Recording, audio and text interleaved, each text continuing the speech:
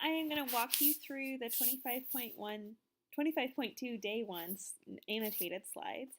Please download the slides on the website so you can go through slowly and take notes. So I'm just going to go through them quick and make sure you get all the important points. So the first slide was really just to remind you of all those three types of radiation: alpha, beta, gamma. This whole table should be memorized before you are tested on this material, but the thing we really need to know for 25.2 day 1 are these symbols: that alpha is represented as 4 over 2 He, and beta is represented as 0 over negative 1 E.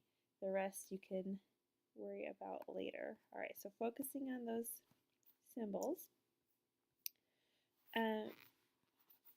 What we're learning about in this chapter is nuclear radiation, and what's interesting is an atom going to be stable or not? Is it going to be a stable isotope or a radioactive or radioisotope? And it turns out that it comes down to neutrons, how many neutrons there are, and that's the difference between if something is going to be a stable atom or not, is if it has enough neutrons. You may remember when we learned about atoms that the nucleus contains protons and neutrons, and they're all held together really, really, really closely, so close. And radiation is when parts of the nucleus break apart. And it makes sense that that can happen because when these charges that are all the same, these positive protons, when they're all right next to each other, they have some pretty strong repulsive forces that can make them break away. This is an interesting graph. It shows the number of protons that an atom has compared to the number of neutrons, and if it makes a stable isotope. So the purple dots, each dot represents a stable isotope, and we can see that the more protons we have, the more neutrons we need compared to protons to make the nucleus stable. So for the first 20 elements or so, you can have pretty much the same number of protons and neutrons, and it will make a stable nucleus. But as you get more protons than that, you need extra neutrons. So when we get up to 80 protons, we need 120 neutrons to make a stable nucleus. And beyond 80 protons, there are no purple dots. That's because when you have that many protons, no amount of neutrons can make it stable.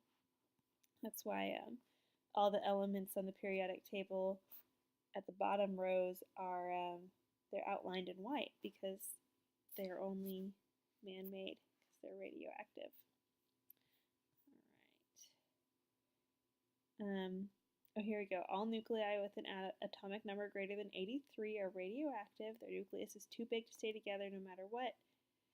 And the type of radiation that they do is alpha radiation, which means they're losing 2 protons and 2 neutrons, or 4,2 He. All right, so our big goal for the day is to be able to write a chemical equation that shows nuclear radiation. And these are a lot different from chemical reactions that we're used to seeing, because when nuclear radiation occurs, elements turn into other elements. So we don't balance them the way we normally balance equations. We have to balance them a different way.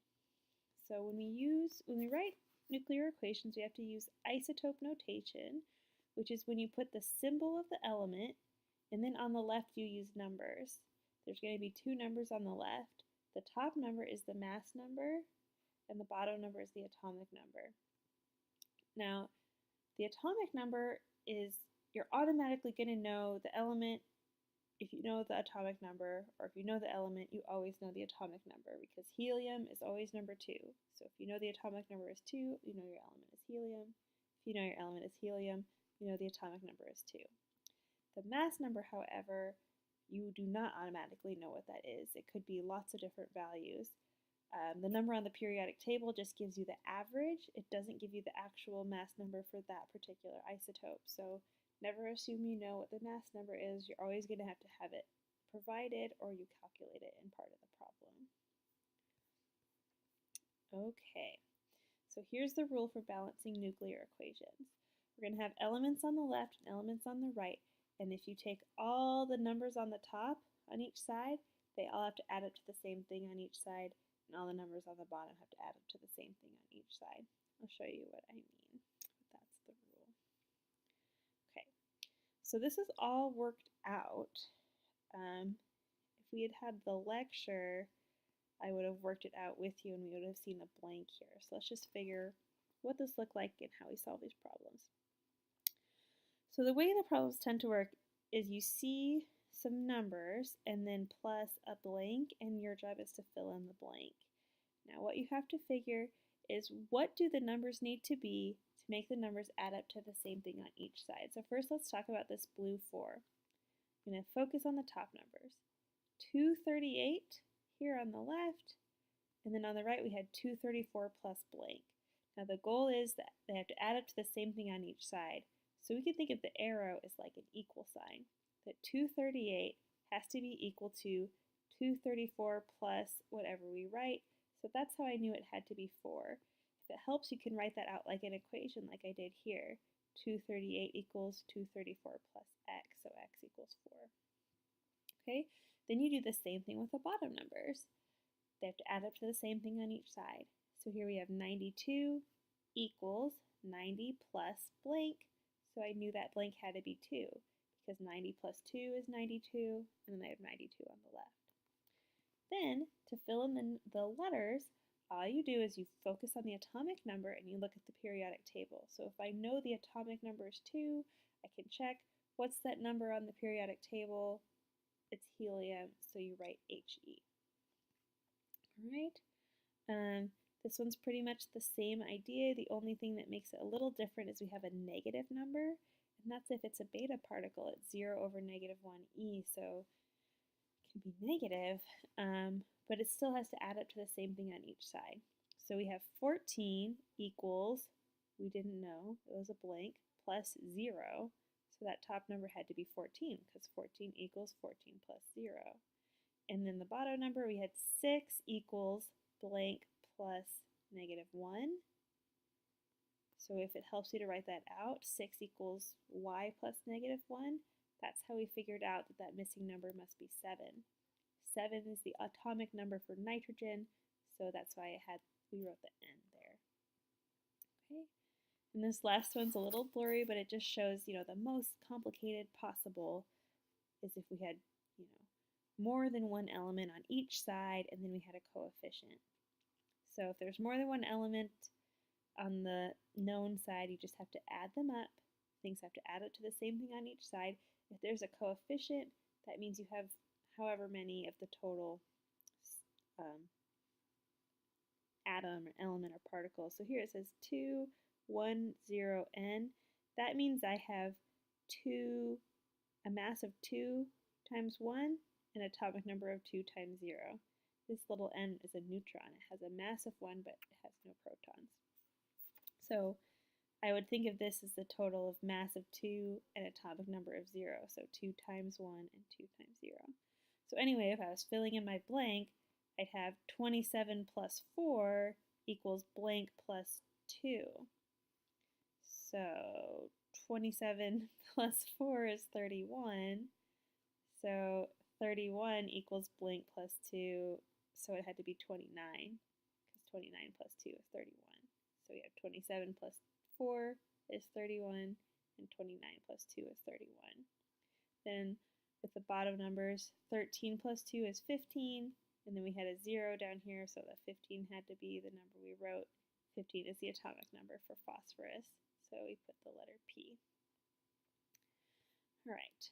The other way these problems can be presented is they could be a sentence, and then you have to write the equation for the sentence. If it says, for example, write the equation for the alpha decay of polonium-208. When you see alpha decay, that means it's losing an alpha particle, so it's losing a 4 over 2 He. And if it's saying the decay of polonium-208, that means we're starting with polonium-208. So from this sentence, we could figure out we're starting with polonium-208, so we know we can look on the periodic table and see that polonium is PO, and its atomic number we can see is 84.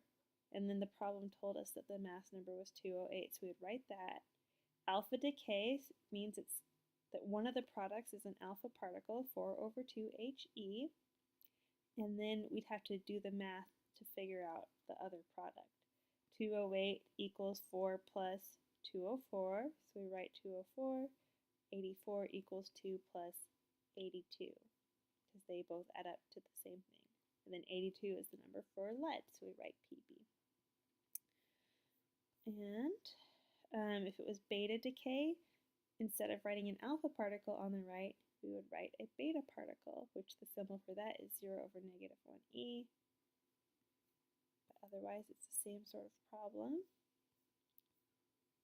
And then the last thing is that sometimes you'll also see this little gamma symbol, but since gamma is it's a high energy electromagnetic radiation, it has no mass or charge that we worry about.